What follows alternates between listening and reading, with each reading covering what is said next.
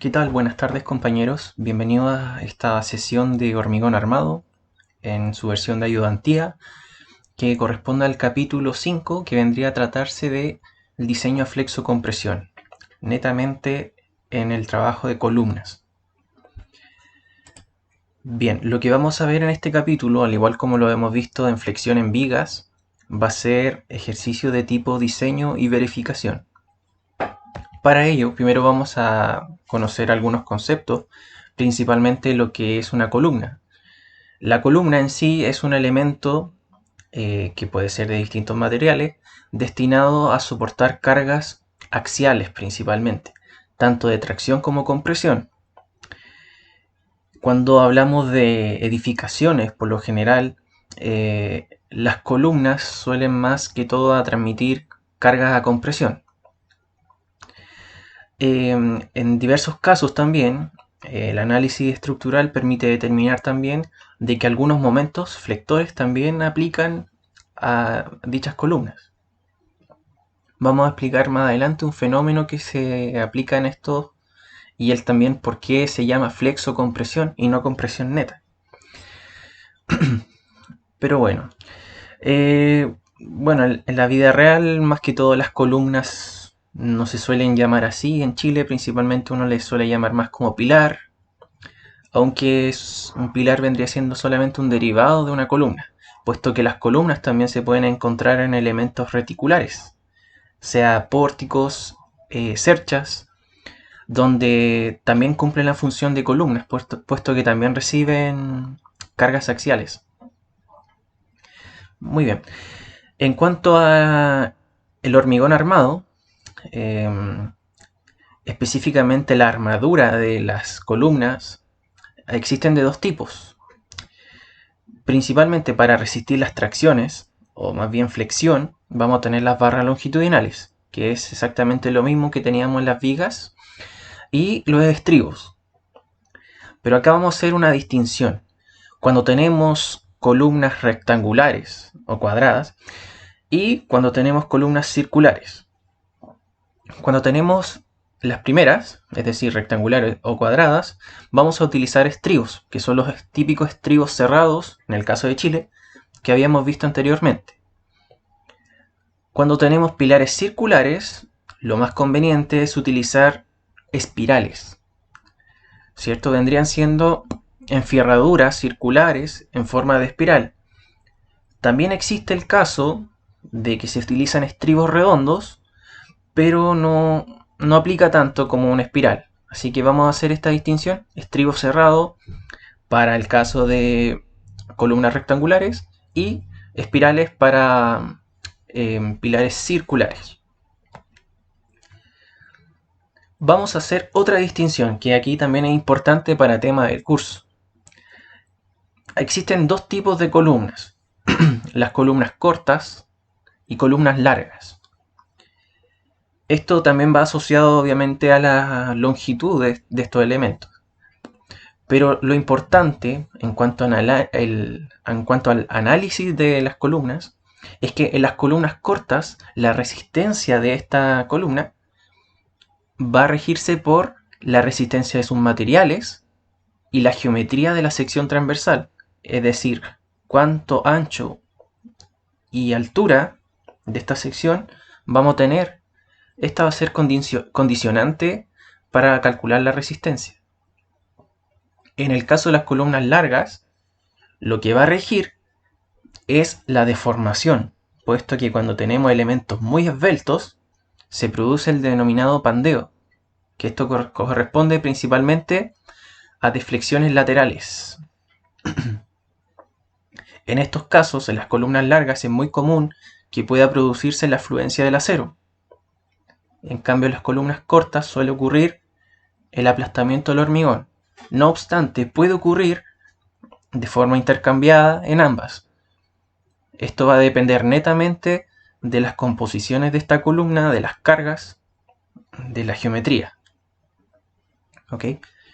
Bien, acá abajo podemos ver tres fenómenos que pueden ocurrir, tres fallas, que son las que más ocurren en este tipo de elementos. Primero tenemos el pandeo, buckling, que, como podemos ver, es prácticamente una flexión, como en una viga, donde se produce la fluencia de las barras longitudinales y se produce esta deflexión lateral agresiva. Tenemos el caso de compresión, que acá lo llamamos comúnmente como aplastamiento del hormigón a compresión.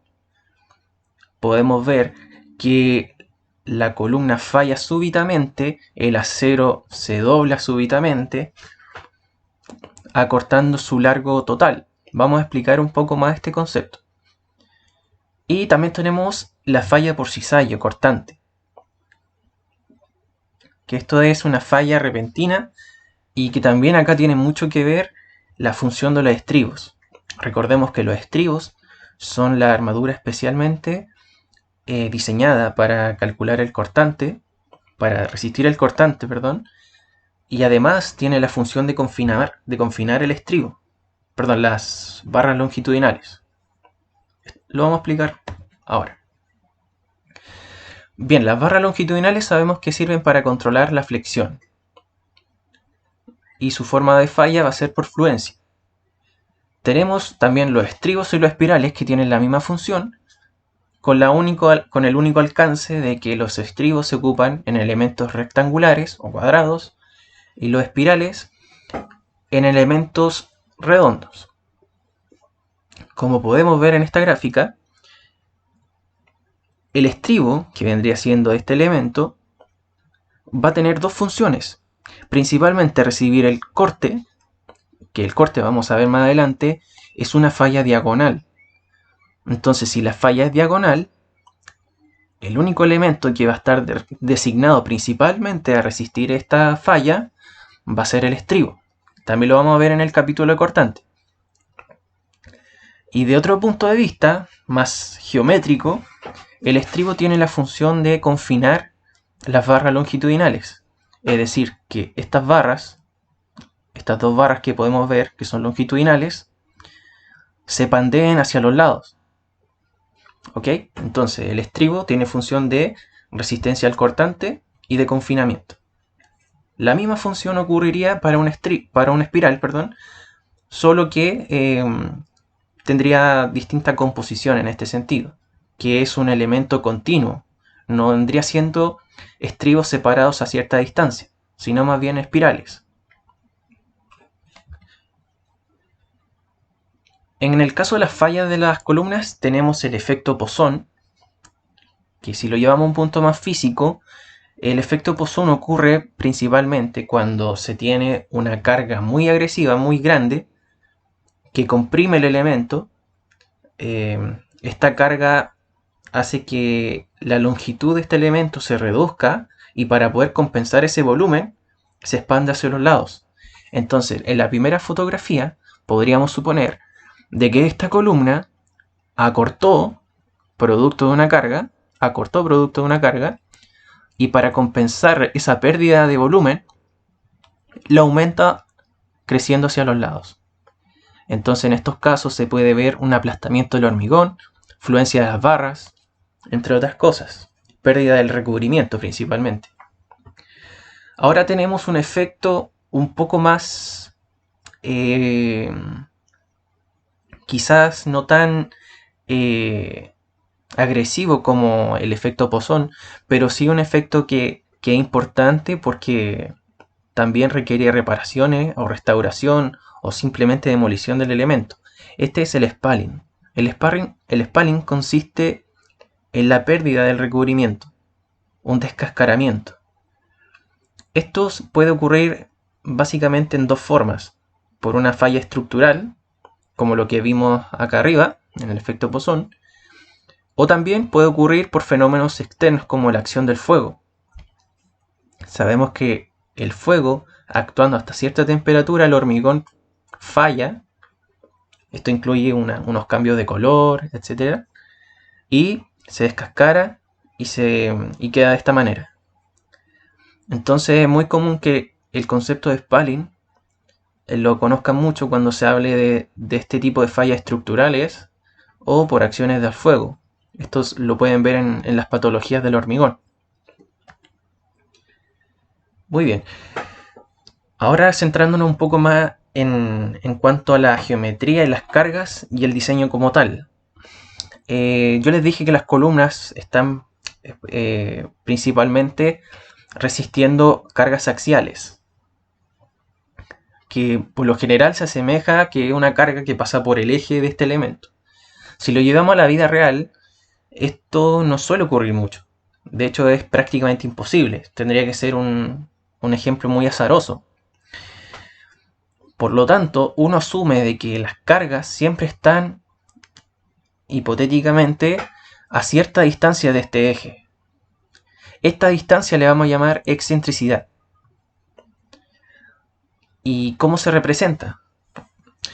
La carga que teníamos puesta al principio, que pasaba por el eje, al final va a estar a una distancia x, o más bien a una distancia e de este eje. Esta e va a ser la excentricidad.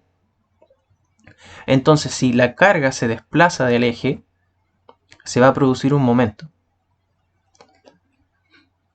¿Ok? Entonces, de aquí surge el concepto de flexocompresión, puesto que producto de una carga que teníamos, axial, no está concéntrica, es decir, no pasa por el eje. Y si no pasa por el eje, se produce un momento. Entonces vamos a tener una componente de compresión, puesto que está aplicándose esta carga, y de momento, porque esta carga está aplicada a cierta distancia.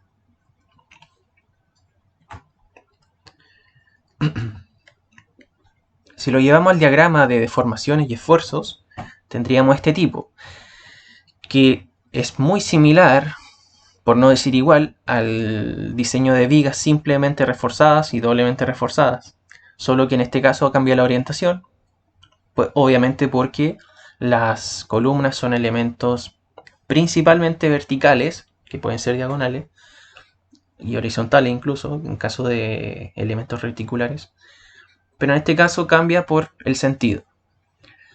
Tenemos los mismos parámetros, epsilon u, epsilon s, epsilon prima s, que significa que está a compresión. Bajo esta lógica está de prima, ya que toda esta parte está a compresión, puesto que la carga se aplica por este lado. Entonces, si la carga se aplica por este lado, hacia el lado derecho del eje neutro, vamos a tener zonas de compresión. Por eso sale D' y E'(S'). ¿Sí? También tenemos la altura y el D, que era la altura efectiva. No vamos a explicar mucho más esto porque tiene básicamente la misma lógica de las vigas simples y doblemente reforzadas, con un lado a compresión y un lado a tracción, y aceros y hormigón equilibrando. En el caso de las columnas circulares ocurre básicamente lo mismo. También vamos a tener una zona de compresión y una zona de atracción. La zona achurada en este caso vendría siendo la zona de compresión. Ahora podemos notar también de que, como en los casos de las columnas circulares, la armadura siempre se distribuye simétricamente en todo el perímetro. Esto trae una gran ventaja respecto a las rectangulares, puesto que las columnas rectangulares, como son en estos casos, cuando podríamos decir que este tipo de columna tiene puntos débiles. Las columnas circulares, a tener la armadura simétrica, separada equidistante, los esfuerzos se reparten equitativamente desde el centro hacia los bordes. En cambio, en esta misma zona, si tenemos una compresión, suponiendo que está en el eje, no se va a repartir de igual manera hacia los lados, puesto que va a tener puntos débiles. Entonces eso podríamos decir que es una ventaja de las columnas circulares, que distribuyen equitativamente el esfuerzo, versus las columnas rectangulares. Ahora bien, si hablamos de diseño, sobre todo del ACI, vamos a hablar de los diagramas de interacción. Los diagramas de interacción, la función principal que tiene un diagrama de interacción es determinar la cuantía necesaria para que el elemento resista la demanda de cargas.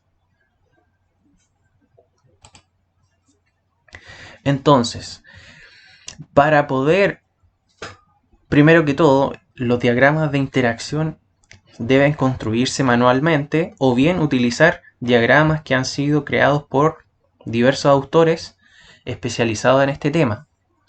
Para efectos de curso nosotros vamos a utilizar diagramas de interacción ya construidos, pero es muy importante que ustedes sepan interpretarlo para que sepan también para qué sirve y cómo actuar frente a diversas situaciones, que lo vamos a explicar en unos breves minutos.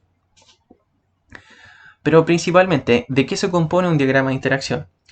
Se compone de una carga axial, P sub n, que ya sabemos que se conoce como resistencia axial nominal, y tenemos el momento nominal resistente. Ahora, esto puede variar también. En otro gráfico se puede ver como M sub U, es decir, el momento ya mayorado, y acá podemos ver PU, es decir, la carga axial mayorada. O bien, como también lo vamos a trabajar, son con números adimensionales que son derivados de estos parámetros, que lo vamos a ver que va a ser U y V. Pero lo que ustedes siempre deben considerar es de que en el eje X vamos a girar en torno al momento y en el eje Y en torno a la carga axial. ¿Y por qué es importante esto? Porque cuando nosotros tengamos un punto que va hacia esta zona, vamos a estar en presencia de posibles compresiones netas, compresión pura. Y en el cambio en el eje X, si tenemos un punto en esta zona, vamos a estar cerca del momento puro. Es decir, flexión pura y compresión pura. Y cuando estemos más al interior, vamos a decir que hay una combinación de carga y momento, que es lo que vamos a conocer como flexocompresión. Muy bien. Entonces podríamos decir de que cuando utilizamos un diagrama de interacción, necesariamente debemos conocer dos parámetros, que sería P, la carga P, y la carga M. Teniendo P y M, podríamos entrar a un diagrama de interacción. Pero además hay que considerar que cada diagrama de interacción tiene parámetros específicos que permiten utilizarlo. Por ejemplo, para yo entrar a un diagrama de interacción, necesito también conocer la resistencia a compresión del hormigón, la resistencia a fluencia del acero, la base, la altura de la columna y gamma H. Vamos a explicar más adelante lo que es gamma H. Y también la disposición de barras en la sección transversal. ¿A qué se refiere con esto? Que muchas veces aquí, la disposición de las barras puede ser distribuida en todas las caras. Por ejemplo, si tuviésemos 12 barras, imaginemos 12 barras estarían distribuidas en 4 por lado, ¿cierto? 4, 5, 6, 7, 8, 9, 10, 11, 12. Esa sería una forma de distribuirla. Y otra forma de distribuirla podría ser colocar 6 barras en este lado y 6 barras en este lado. Y también tendríamos 12 barras. Entonces, a eso se refiere con la disposición de las barras.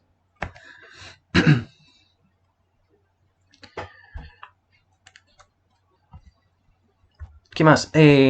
También considerar que vamos a tener en una parte la llamada excentricidad balanceada.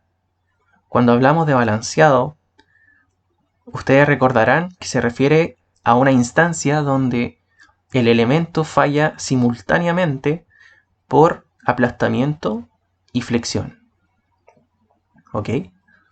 Entonces también va a ser un parámetro crítico para saber hacia dónde nos vamos a mover en este diagrama de interacción. Ok, vamos a hacer esta pequeña actividad para que ustedes comprendan un poco, en resumen, cómo funcionaría un diagrama de interacción, cómo lo podemos interpretar. Un diagrama de interacción, vamos a mostrar primero un diagrama real, que puede ser este, acá. Acá tenemos un diagrama de interacción real. Este es el diagrama número 16. Cada vez que ustedes hagan un ejercicio deben colocar qué número de diagrama están utilizando para uno poder saber efectivamente cuál utilizaron, porque cada diagrama se utiliza según los parámetros que se tienen. Entonces, para uno poder elegir un diagrama de interacción, tiene que ir primero que todo hacia esta zona. Hacia esta zona. Entonces, primero tenemos que ver qué disposición vamos a utilizar. Es decir, como les mostraba, 3 barras y 3 barras en lados opuestos. O bien, podríamos utilizar barras en todos los lados, de forma perimetral. Entonces tenemos armaduras perimetrales de este tipo y tenemos de esta disposición, que vendría siendo bordes extremos o bordes opuestos. Ok, entonces primero necesitamos saber cuál es la disposición de las barras que vamos a utilizar. Necesitamos F'C, Fi y el gamma de interacción. Gamma de interacción se calcula.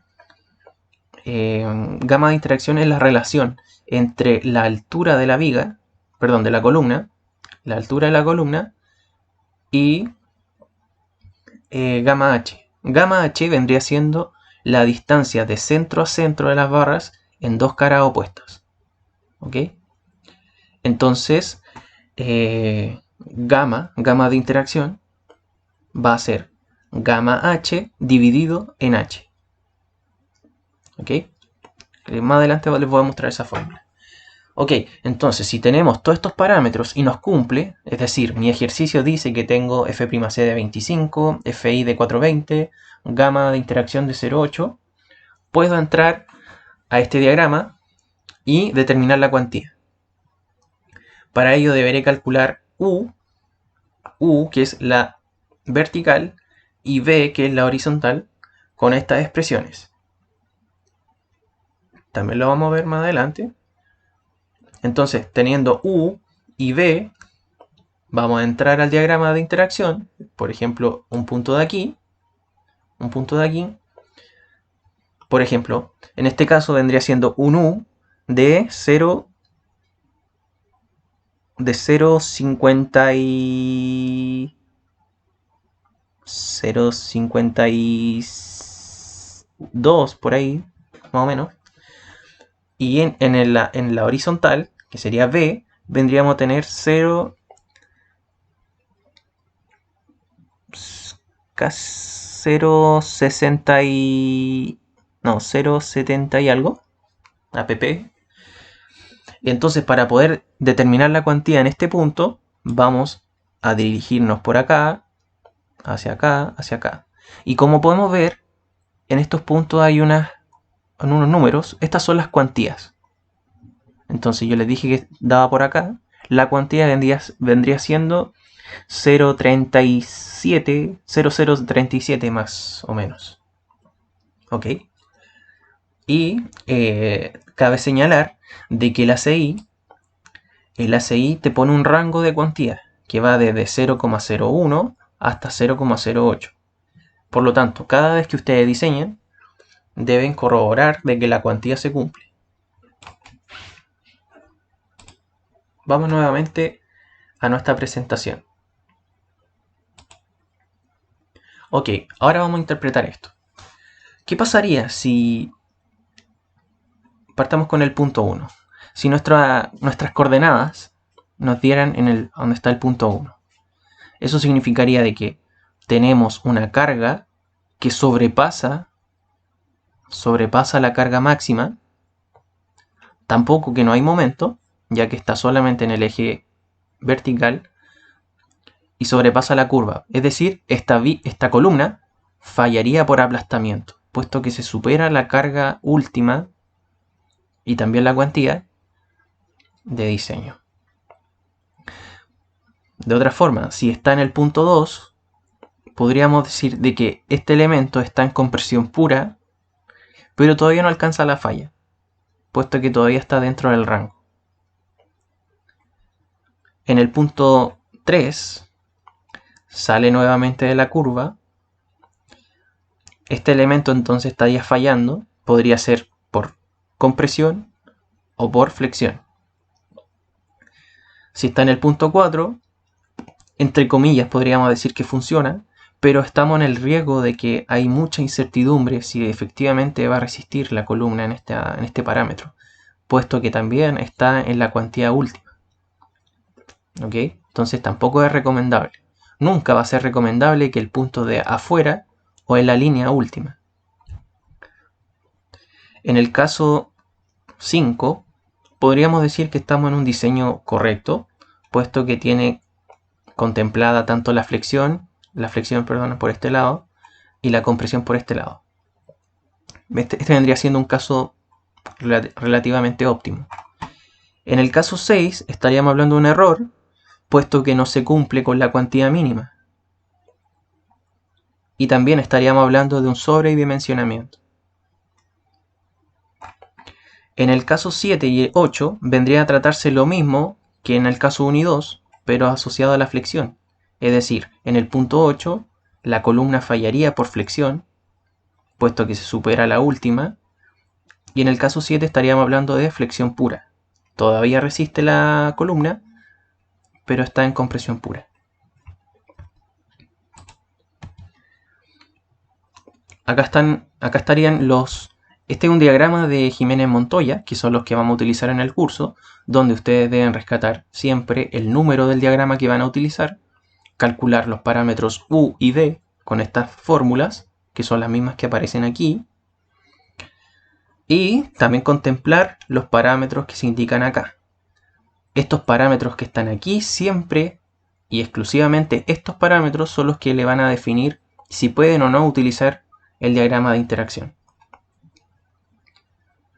Es decir, yo puedo utilizar este diagrama de interacción solamente si mi F'C es de 25, si Fi de 420 y gamma de interacción es 0,8. ¿Okay? Entonces voy a este diagrama, obtengo la cuantía definida como ρg. Un ρg va a ser la cuantía para una columna y obtengo la cuantía. ¿Okay? Si tengo la cuantía, puedo obtener el área de acero, etc. También podría calcular resistencia, donde la resistencia se va a calcular con esta expresión de aquí, si es que esta expresión se ocupa solamente si nuestra columna tiene espiral. Si tiene espiral, este phi va a ser de 0,75. Por otro lado, esta expresión va a ser válida para calcular la resistencia axial, pero el phi va a ser de 0,65 para el caso cuando se utilizan estribos. ¿Ok? Primera expresión para espirales, segunda expresión para estribos. Nótense que a pesar de cambiar el phi, también vamos a cambiar este parámetro.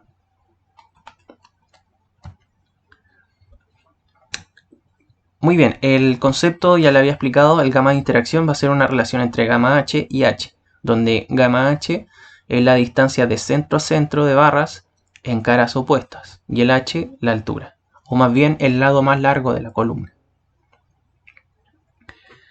Calculamos los parámetros adimensionales para ir al diagrama de interacción y obtener la cuantía.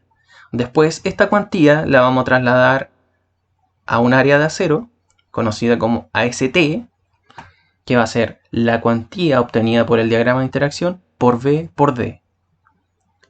En efecto de curso se permite utilizar H en lugar de D, ya que la diferencia no es mucha y se evitan un paso más.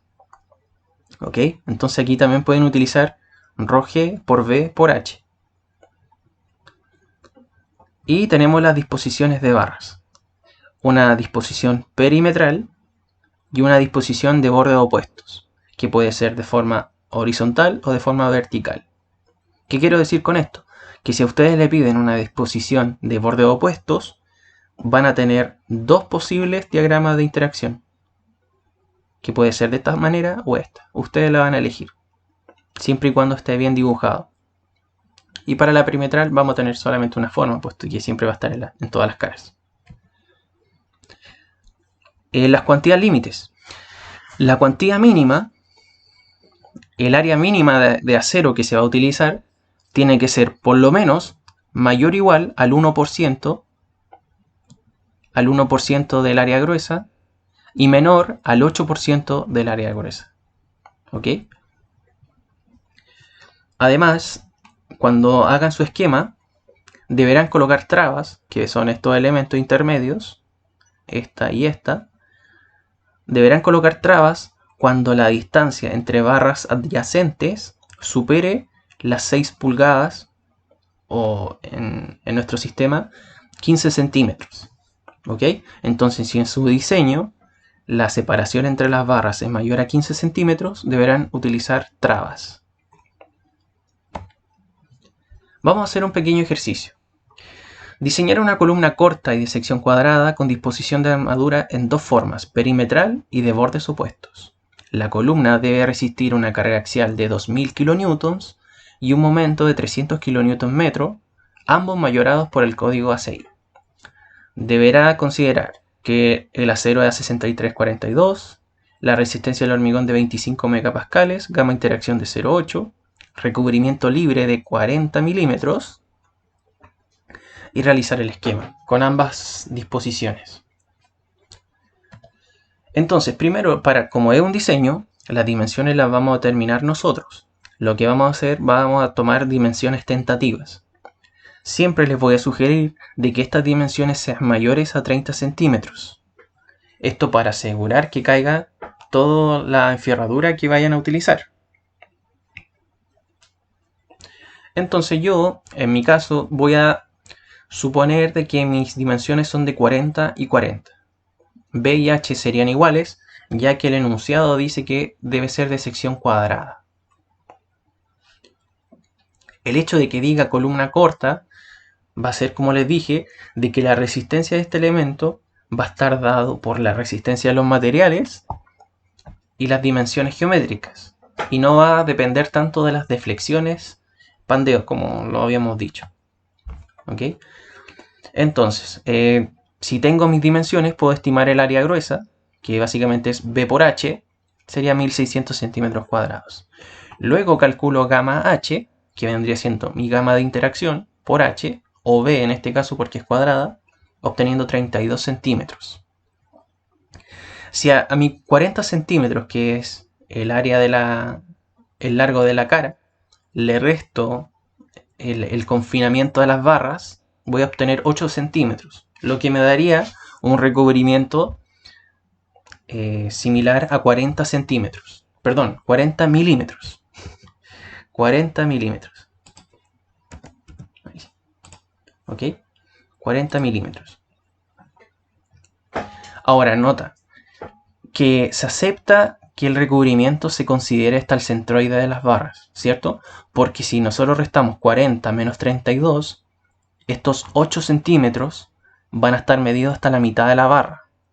Entonces, si dividimos 4 centímetros hacia allá y 4 centímetros hacia allá, estaría bien en cuanto al valor de recubrimiento, pero mal en el concepto de que el recubrimiento siempre se mide desde el borde externo de la barra hacia afuera.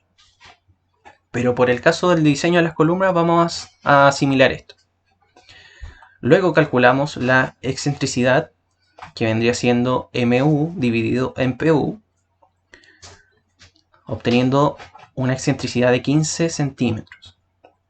Calculamos los parámetros adimensionales para utilizar el diagrama de interacción. Obtenemos U igual a 0,5 y V igual a 0,188. En cuanto a las dimensiones, perdón, a las unidades. PU lo vamos a escribir en kilos, F'C en kilos centímetro cuadrado y AG en centímetros cuadrados. Ok, entonces el ejercicio me pide que establezca una disposición perimetral y de bordes opuestos. Ok, entonces voy a primero a calcular mi cuantía para mi disposición perimetral. Entonces me dirijo a mi diagrama de interacción que cumpla con todos los parámetros que tengo, es decir, F'C 25, Fi 420 y gamma de interacción 0,8. En este caso vendría siendo el diagrama 17.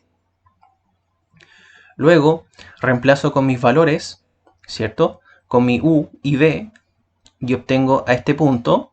Luego me dirijo siguiendo las curvas y obtendría la cuantía, que en este caso vendría siendo 0,053. Lo mismo aplica para la disposición de bordes opuestos, donde recuerden que yo les dije que en este caso para borde opuesto se pueden utilizar dos diagramas, ¿cierto? Porque tenemos disposición vertical y horizontal. Yo ocupé solamente la vertical, pero ustedes podrían haber ocupado bien el 18 o ambos y tener más contundencia en su resultado. Y lo mismo, reemplazo mis valores y obtengo mi cuantía de 0,038. Entonces el siguiente paso vendría siendo traspasar de cuantía a área de acero requerida. Vamos a obtener mi cuantía, la multiplicamos por el área gruesa, B por H, vamos a obtener estas áreas de acero, ¿cierto? Esta área para mi disposición perimetral, por eso sale una P, y esta para la disposición de borde opuestos, por eso sale con B. Aquí también hay un error, es una B. Ahí. Ok. Luego debemos corroborar que las cuantías cumplan.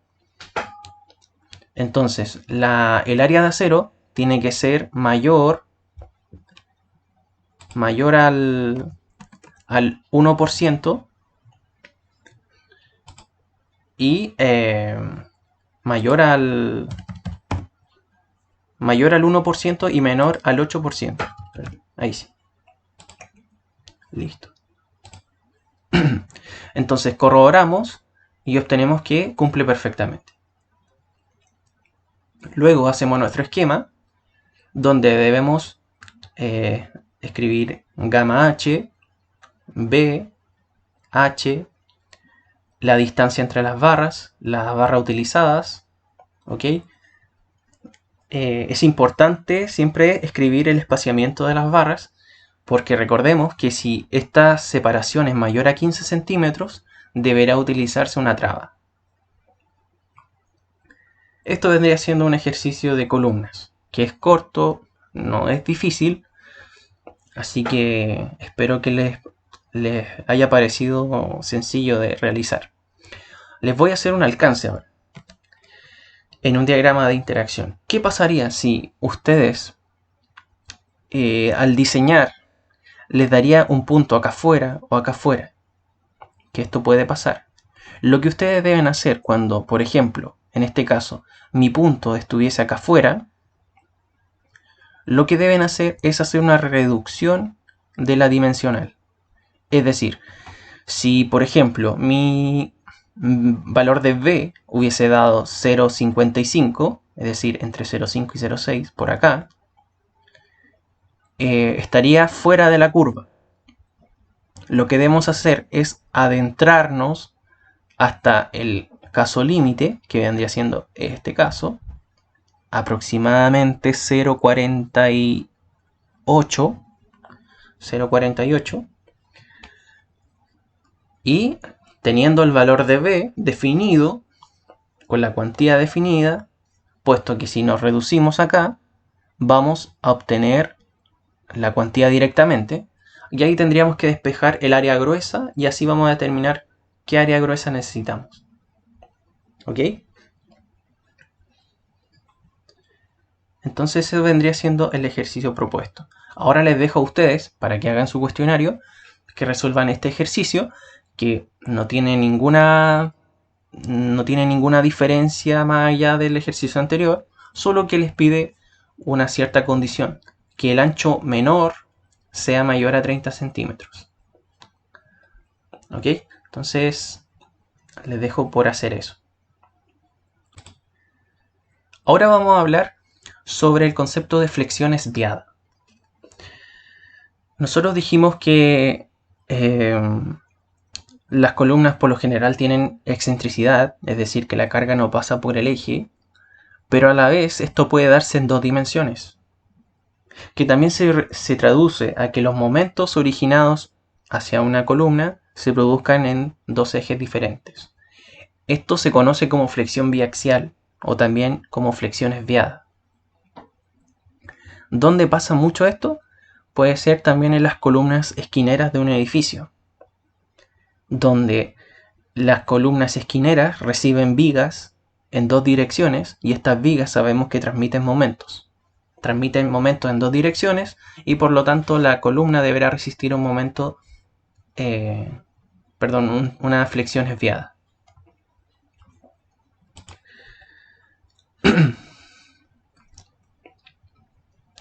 Muy bien. Esto es básicamente lo que intenta hablar un poco de la flexión esviada. ¿Cuál sería la complicación de esto? Que cuando tenemos una flexión esviada, nuestro diagrama de esfuerzos y deformaciones sufriría una inclinación. Como lo podemos ver en la figura C, esto vendría siendo ahora nuestro diagrama de esfuerzos.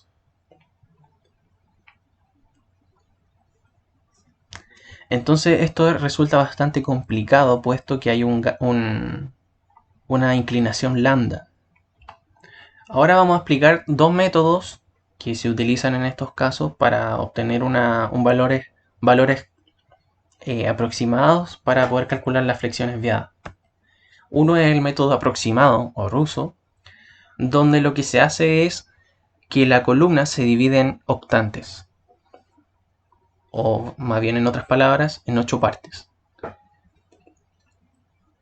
Entonces se determinan dos excentricidades, puesto que la carga, al estar separada del eje central, va a tener una excentricidad en el eje X y una excentricidad en el eje Y. Entonces, cuando tenemos estas excentricidades, lo que debemos hacer es descubrir efectivamente en cuál octante se ubica esta carga. Para ello vamos a emplear estas ecuaciones. Yo no me voy a centrar mucho en este cálculo, puesto que nosotros vamos a trabajar más que todo en flexo-compresión, pero no biaxial, solamente en una dirección. Para que, por si a alguien le interesa calcular esto de mejor forma, les sugiero seguir al pie de la letra con las diapositivas del profesor Matías, para que comprendan un poco más esta temática. Yo solamente les voy a hacer el alcance de en qué consiste cada método y cuáles son las diferencias entre ellos. ¿Ok? Entonces, principalmente el método ruso separa la columna en octantes, busca determinar dónde está la excentricidad y después finalmente obtener una cuantía. Este método, la cuantía se denota como W. Este método tiene un error aproximado del 10%. Es por eso que se realizan estas correcciones, es decir, sumar o restar un 10%. Más allá de eso no sé qué decirles. Otro método es el ábaco de la roseta, que en comparativa con el método ruso también tiene octantes, es decir, también se utilizan excentricidades dependiendo de en qué octante se ubica, pero en este sistema, para poder trabajar en esto, se deben conocer la resistencia de los materiales y las dimensiones. Y vimos anteriormente que en el ábaco perdón, en el método ruso, esto va a depender, el diseño va a depender netamente de las cargas, el momento, y las excentricidades y las dimensiones, ¿ok?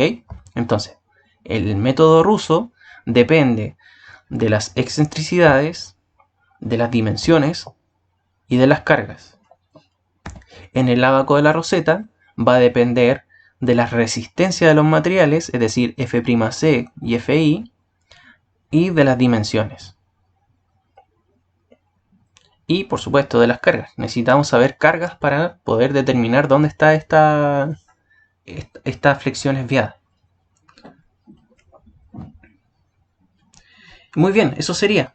Acá les hago un spoiler de lo que vendría a ser la próxima ayudantía, que es el diseño acortante. Espero que hayan comprendido bien el sistema de las columnas, el diseño por ACI, donde espero que les vaya bien en su cuestionario. Y nada más que decirles. Así que buenas tardes y que se encuentren muy bien.